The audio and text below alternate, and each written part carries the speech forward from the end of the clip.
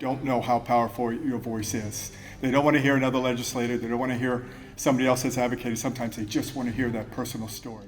The only way to stop asbestos-related cancers is to ban it. About 40,000 Americans die every year of asbestos-caused diseases.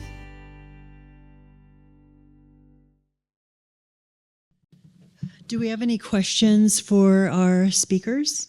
Yeah, Stephen Markowitz. So, Dick, you showed in the 70s the decline in allowable levels of asbestos, regulated levels, but we know that asbestos, new use of asbestos declined markedly during the 70s. So that by the early 80s, it was much, much less.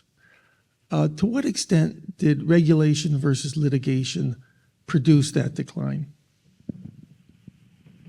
I believe they both had a role, but I think as far as reducing the decline in use of asbestos, that litigation probably played a bigger role than that of the regulations going into effect, because the fines for breaking the regulation or not following it were very small. They were not real expensive. So, as Arthur just said, it's a cost of doing business. But I think as we started getting multiple litigation going from firms like are represented here, this played a major role, and I believe a significant role compared to legislation.